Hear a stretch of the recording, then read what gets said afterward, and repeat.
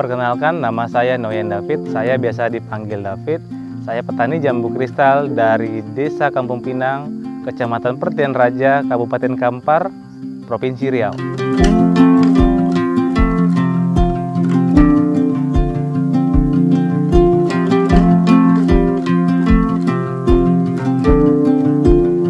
Awal mula kita membuka kebun jambu kristal ini dikarenakan di kebun ini sudah beberapa kali kita mencoba budidaya tanaman lain.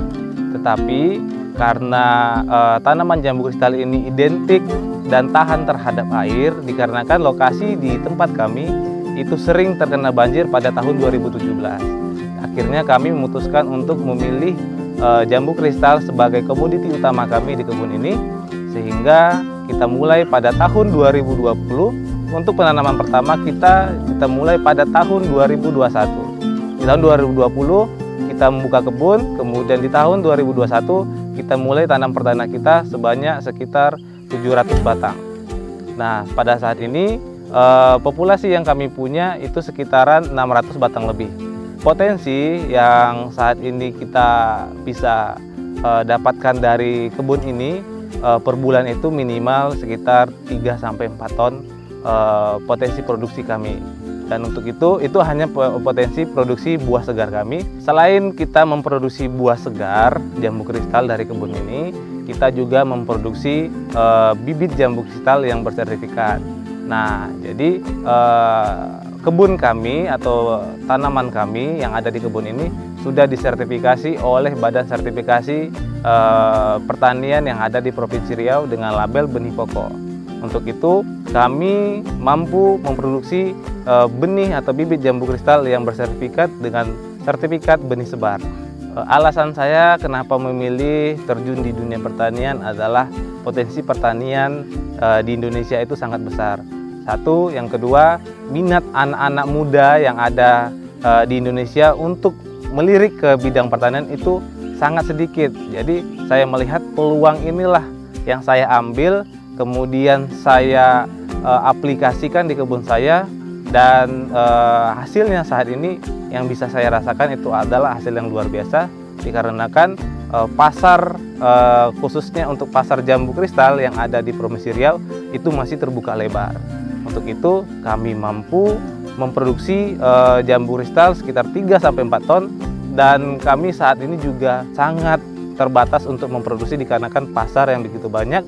Akhirnya permintaan dari pasar kami hanya mampu menyuplai sedikit untuk memenuhi kebutuhan pasar. Kebetulan background saya itu mulai dari SMK saya sudah menempuh pendidikan di SMK Pertanian Terpadu Provinsi Riau, kemudian dilanjutkan untuk sarjananya di Universitas Pancang Kuning dengan di Fakultas Pertanian jurusan Agroteknologi. Dari situlah saya mendapatkan ilmu pertanian yang begitu baik. Kemudian ketika ilmu itu sudah didapatkan, akhirnya saya duplikasikan sendiri karena sayang sepertinya kita seorang sarjana pertanian tapi harus bekerja dengan corporate. Nah, tidak kita menduplikasikan atau mengaplikasikan sendiri ilmu yang sudah kita dapatkan dari khususnya saya mulai dari SMK sampai saya mendapatkan sarjana, itu sarjana pertanian.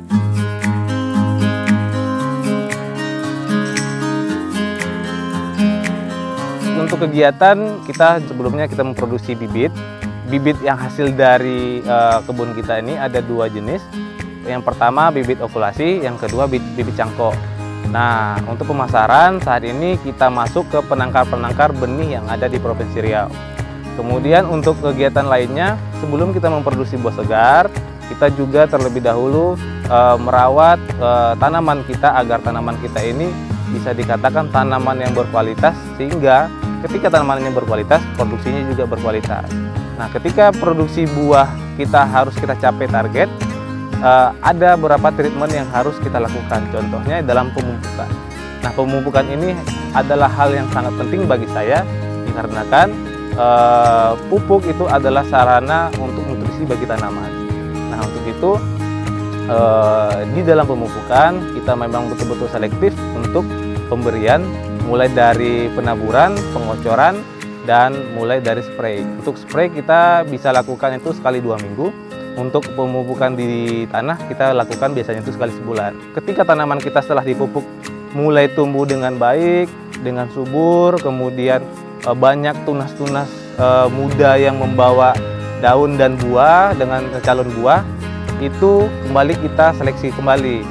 Nah, mulai dari umur mulai bunganya pentil sampai dia pecah bunga, kemudian setelah pecah bunga mulai dia putik bakal buah, itu kita seleksi dan kita pilih.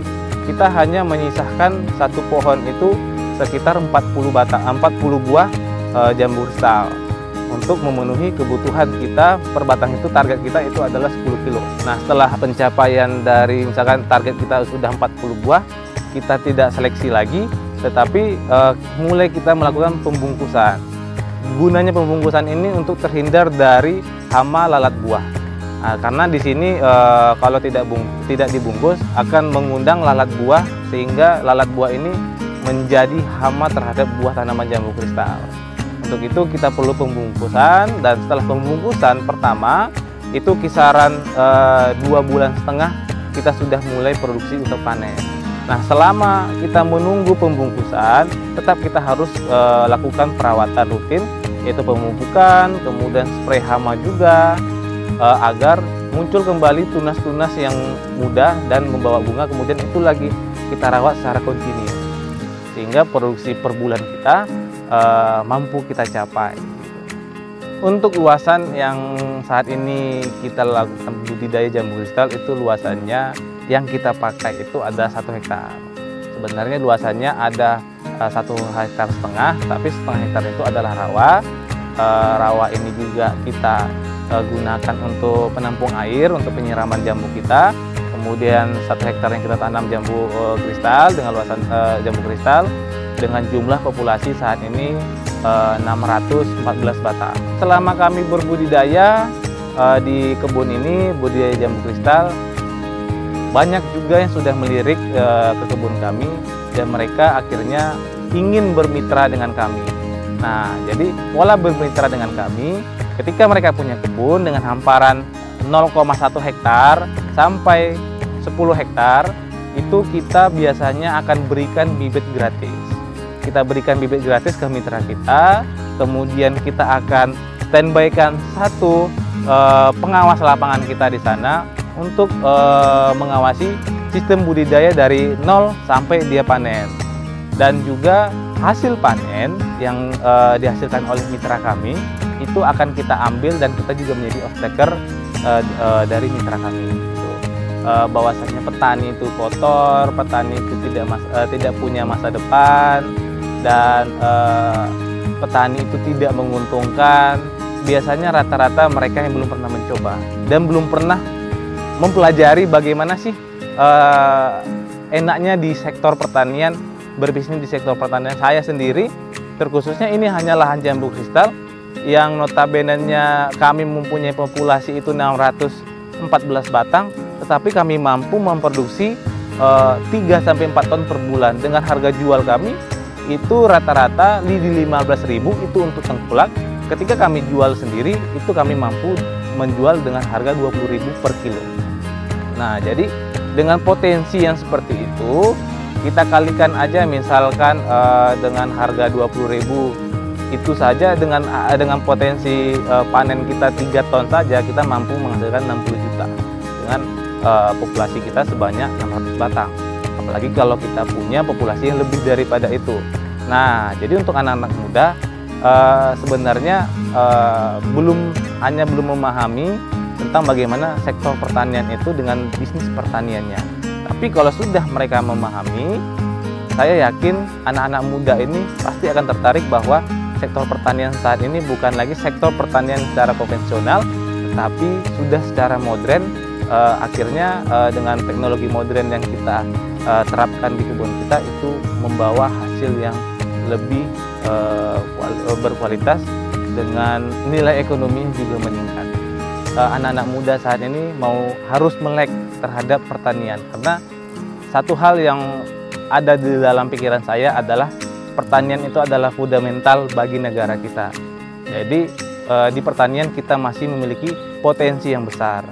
Dikarenakan masyarakat terus bertambah dan kebutuhan pertanian juga terus meningkat. Untuk itu marilah kita anak-anak muda mulai melirik di bidang pertanian, bahwa saat ini juga di pertanian bukan hanya kita berbicara kita harus menyangkol, kita harus kotor-kotoran, tidak. Tapi kalau kita sudah melihat peluang, melihat sistem, kita melihat peluang dan kemudian kita bikin sistem di dalam kebun kita tidak perlu lagi harus terjun secara langsung di kebun pertanian kita.